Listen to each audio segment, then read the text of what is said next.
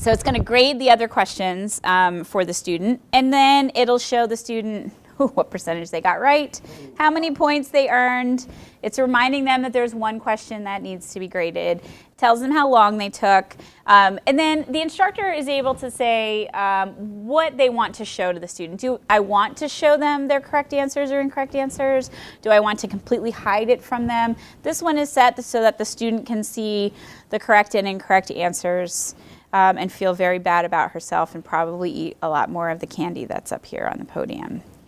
So right now, if you transfer from, Stacy's not even looking up. Right now, if you transfer from D2L, if you import from D2L into Canvas, those question banks come into the old quizzing tool.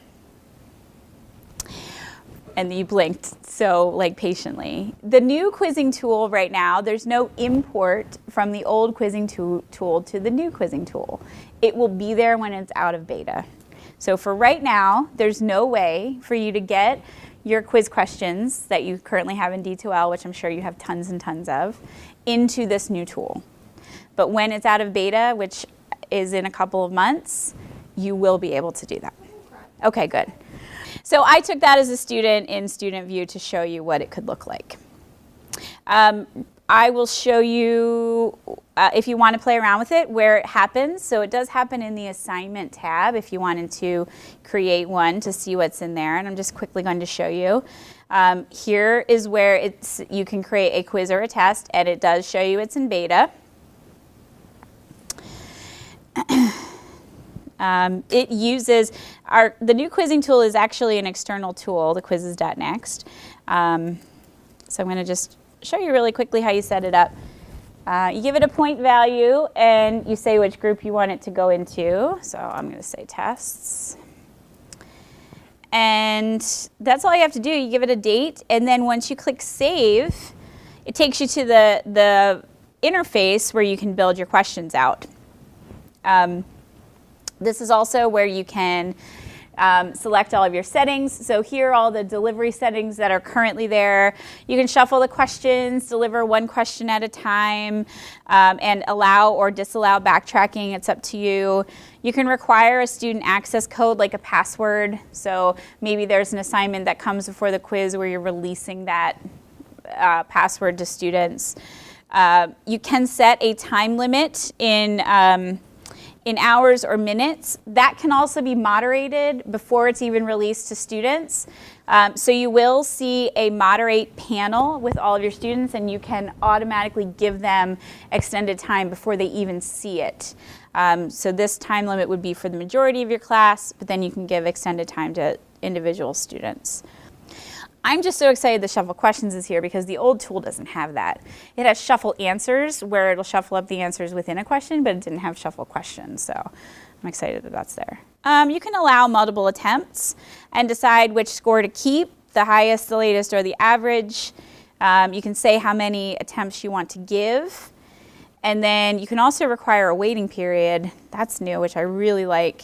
So you can say that students have to wait between attempts if you're giving multiple attempts. The reports will show you a quiz and item analysis. So every time you hit this page, it's going to run those analytics. So you'll be able to see the highest, the lowest, and the mean score, the standard deviation, the mean elapsed time, and also this Cronbach's alpha, which I clearly need to research because I don't know what it is. Someone yesterday in the room knew what it meant, and she said, does anyone here know? Cronbach's alpha? It's usually a reliability. Yeah. She said it's how reliable, it had something to do with how reliable are your questions. Yeah. So obviously I need to do a little bit more research on what that is. So then it's going to break down each one of your questions and show you how difficult it is.